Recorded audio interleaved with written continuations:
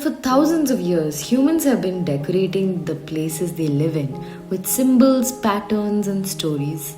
And today, that's exactly what I'm doing. I'm turning these plain walls into a giant hand painted column-inspired mural. I just drew all the dots.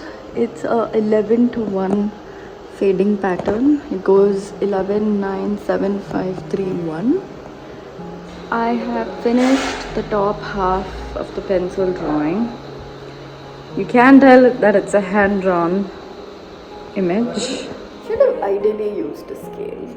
But I've mostly just free-handed a lot of these designs by just using a measuring tape with a basic marking. I kind of feel like the imperfections make it more nice. Just taking a quick coffee break before I continue. Growing up a South Indian, kolams were everywhere. At the entrances of homes, outside temples, drawn before sunrise by hand, only to disappear by evening. They're beautiful because they're temporary, and somehow that makes them feel even more alive. So when I was looking at this empty foyer and dining area wall, I kept thinking, why not bring that same feeling indoors?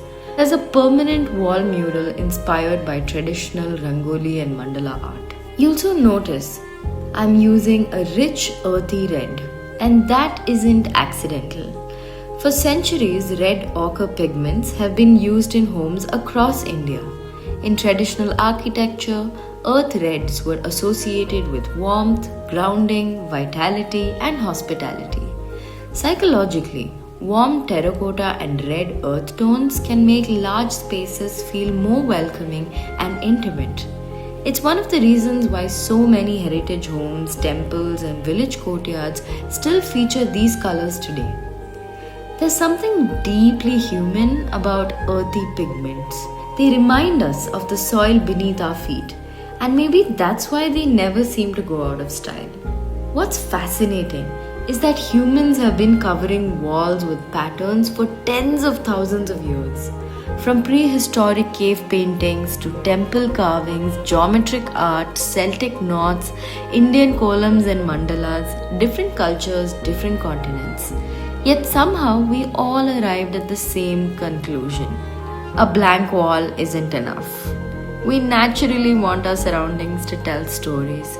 Patterns create rhythm, rhythm creates familiarity, and familiarity makes a space feel like a home.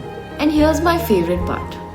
None of these lines are perfect. If you look closely, you'll find uneven curves, tiny wobbles, places where the paintbrush had its own ideas.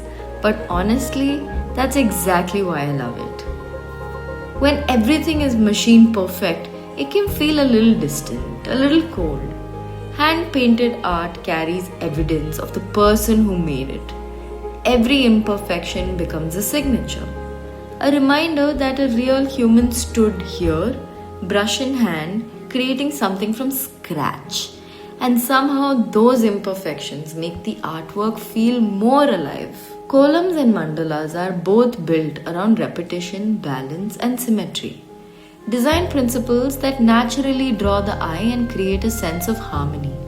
That's why they work so beautifully in shared spaces like foyers, living rooms, and dining areas. They are visual anchors. Little moments that encourage people to pause, notice, and appreciate the space they're in. This wall won't be perfect, and that's the point. Because homes aren't museums. They're meant to be lived in, touched, changed, added to, and filled with stories. Today, this wall became one of those stories, and honestly, I can't wait to paint the next one.